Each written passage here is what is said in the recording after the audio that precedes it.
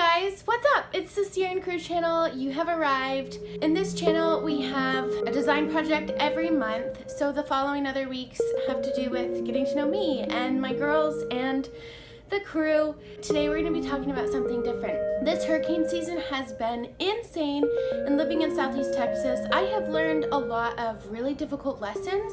So if you're interested in that and want to be prepared more than I was, then keep on watching.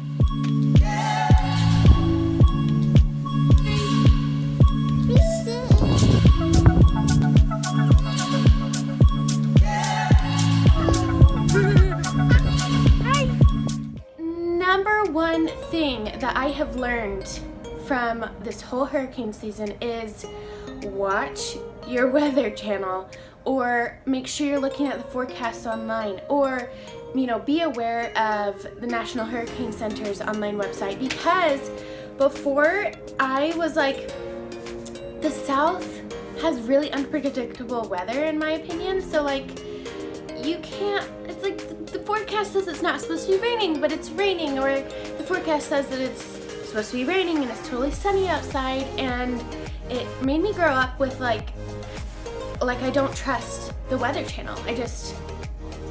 I don't know, I just had a hard time. But when it comes to a hurricane or a tropical storm, one of those major storms, watch and be aware of your Weather Channel, because you, as far as I know, don't have qualifications to record a storm and to make any predictions as to where it's going to land. So essentially theirs are going to be better than yours.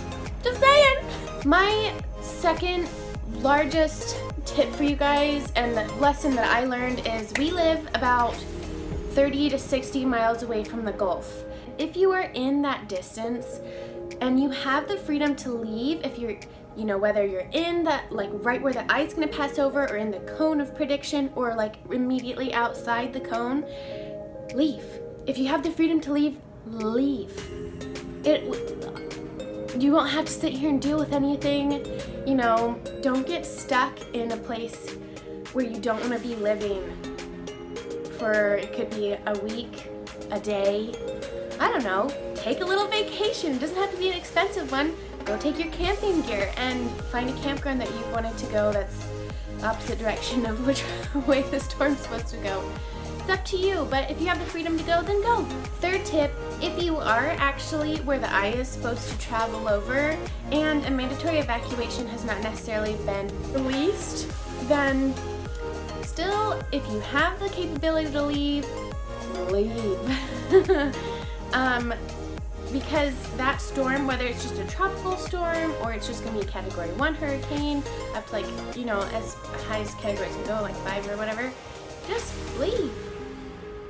Get ahead of the mandatory evacuation, because they're only going to release that if it's absolutely necessary, and it's hard sometimes to predict that until everyone's trying to leave and you're stuck on the highway. Just go. Just go. Make a trip out of it. Like I said before, have some fun times, Do that vacation that you've been meaning to do. Hurricane's a great time to do that. Hard facts that I learned. This is tip number 4. If you are in the path of the hurricane, or anywhere close to the eye, or a tropical storm that's bound to give a lot of flooding, you're going to lose power. Sometimes I would sit there and just cross my fingers, like, it's fine, it's fine, it's fine. No, let me just tell you a secret. You're gonna lose power. Unless you have a generator, you're gonna have at least some span of time without power.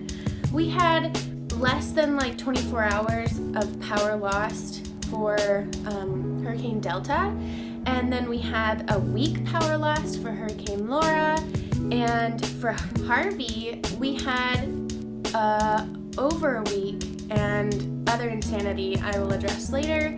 But just if you don't have a generator and you don't want to deal with no electricity, then go, because you most likely will.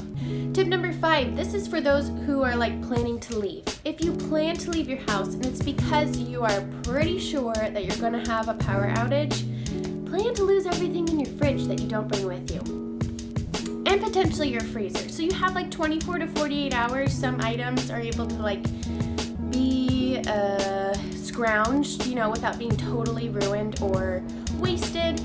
And you're gonna gonna lose a lot. And the funny thing is, so Curtis came after Hurricane Laura, my husband, and he like dug everything out of the fridge. We were about 2 hours away, so he came back, dug everything out of the fridge so it didn't get all nasty, but he was within that 24 to 48 period.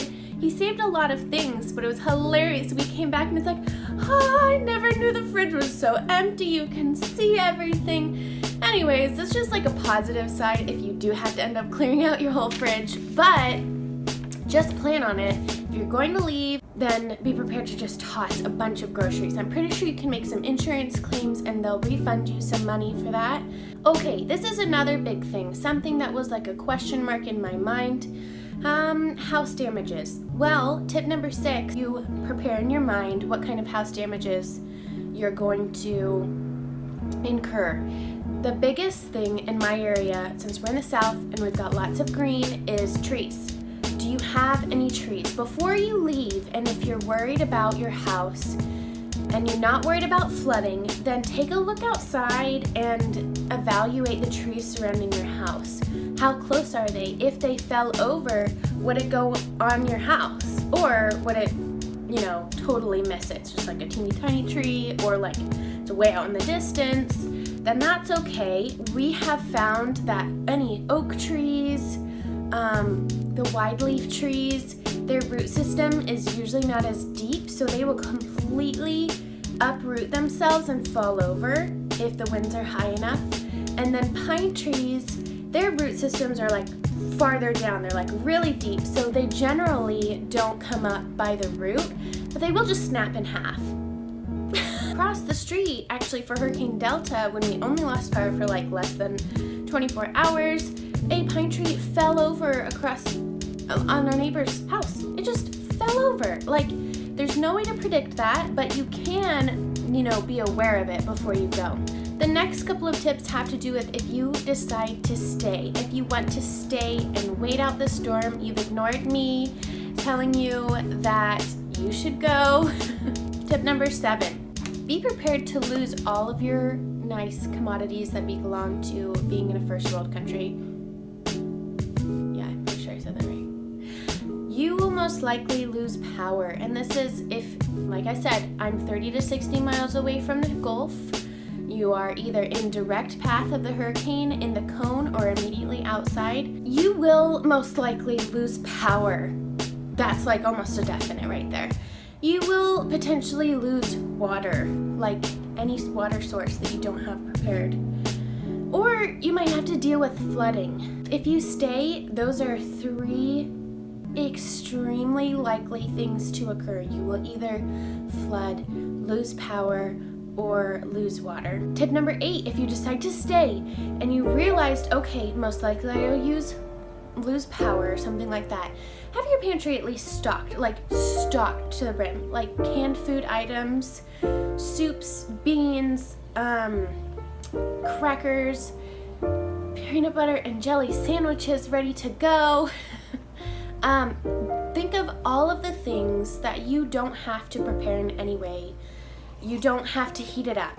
It's already made for you. Those kinds of things will keep you alive if you have no power and no way to get power or any way to cook food. And if you have kids, they're gonna be asking for snacks the whole day. So if you lose power, tip number 9, you decided to stay, you lose power, to save as many items as you can, either don't ever open your fridge, or if you know you're gonna have power out for an extended period of time, grab the ice from your freezer, dump it into a freezer bag or a ice chest, and get all of your refrigerated items that you want to save, that you need to save, that you bought that just like yesterday for groceries, into those bags, and it will last longer. It'll be able to stay refrigerated better within that bag than it will in your actual refrigerator. I almost advise you to leave the freezer things alone because they are frozen. Unless they are completely de-thawed, you are fine. You have a longer time period of being okay with that, unless it's ice cream, and I'm sorry to tell you. Your ice cream, when it de-thaws, cannot yum unless you like ice cream soup, which is like drinking milk.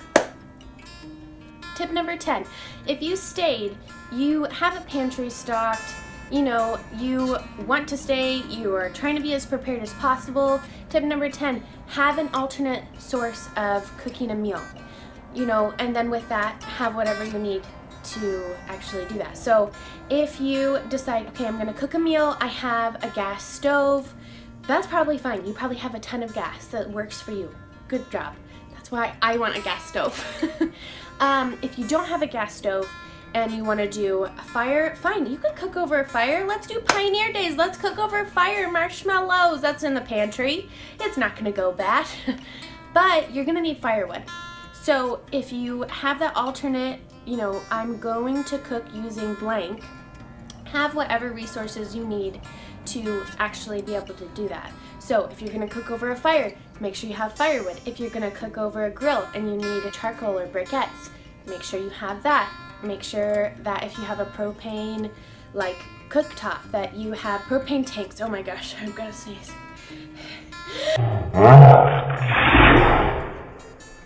I think I'm getting another cold.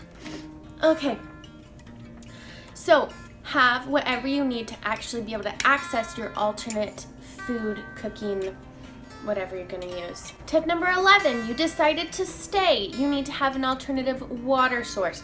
We were not expecting in Harvey to lose water, but our entire city lost city water, and we don't live out in the land where we have well water. We have city water, and that happened because there was so much flooding that it, like, the flood water rose above or fried the pumps for the entire city. And so you had to either have, well, you had to have two forms of water, drinkable and flushable water. Depending if you ever want to flush your toilet again, and if you take at least one dump a day, you're gonna want to flush the toilet at least one time a day. So drinkable water, you're gonna have to have a ton of water bottles. You're supposed to drink at least a gallon of water a day. So if you have gallons of water, and it takes up a lot of space for you to stock up those things, you can get the barrels and pre-treat water so that it is technically drinkable, or whatever creative method you can come up with. Fill up your bathtubs. If it's clean, you'll want to drink out of that bathtub water before you lose water. And then when it comes to flushable water, that pond or that pool outside, that'll work fine. If you don't have flushable water, your flushes will be precious. Once again, fill up the bathtub. Use one for flushable water, use one for drinkable water. Ta-da! This is a really odd tip. Tip number 12. If you know that your area is prone to flooding, this is something that I know my area is prone to doing, and this is something that I want and would suggest anyone to have. Have a canoe. Have a canoe and life jackets. Are you gonna really wait for the Cajun Navy while the water's up to here? If you don't have a canoe, then yes, you are gonna be waiting, sitting on top of your countertops, you know, getting up to your second floor until the Cajun Navy comes to get you, or unless you have a canoe. So maybe have a canoe and life jackets. That's like a fear that I've had and developed from living in this area, that my little children, my like infants, I won't have a sort of flotation device for them, and we'll die, and I won't be able to swim, and we're gonna drown, and anyways, let me just not push the rest of my fears onto you, okay? Tip number 13, have an alternate light source if possible. There's some types of lanterns and lights that are battery sourced or wind-up sourced, wind-up energy, whatever, and it has like a broad area of light that it can fill. I would suggest at least one of those, especially if you have little kids and they're really freaked out by the fact that you don't have any power. Go ahead, take that out, turn that on. It's funny how much comfort that brings, because a candle, it's like a warm light that gives shadows everywhere. Like, it doesn't really emit a good amount of light to like be able to see. And then have a flashlight if you want to get around. All of these things need to be able to be outside power sourced. You don't have any electricity. Okay, 14, run straight into my next thing. You don't have any electricity, so turn your phone off to conserve the power that you have, or have an alternate phone charger. I have seen ones that you can like put in a river, like if you're camping. I have looked into this just a little, but not a ton. So it's like a hydro energy something. So you charge your phone based off of the little fan that is pushed around by the water. All right, my last tip. Be prepared for your children to go absolutely insane if they're used to any sort of TV, screen time, anything. They will now look to you for all of their sources of entertainment. It'd be really funny if you were like at Walmart and everyone's like grabbing bread and water and you're like over in the puzzle aisle and the coloring book aisle. You're like, I gotta entertain my kids. Like, we gotta make sure mama does not go crazy. I hope these 15 tips help you out. I did not look online for these. These are tips from personal experience. We have had 2 hurricanes pass through this area this hurricane season. Harvey from a couple years ago and Imelda, another tropical storm. There's just been a lot so far, and I want to make sure anything that I know I can potentially give to you. This is my personal experience, and I'm sure that you can only benefit from some of the tips I've given you. I hope you have a wonderful day. I hope the hurricane season is over so no one ever has to watch this video, but in case they do, you're welcome. Bye.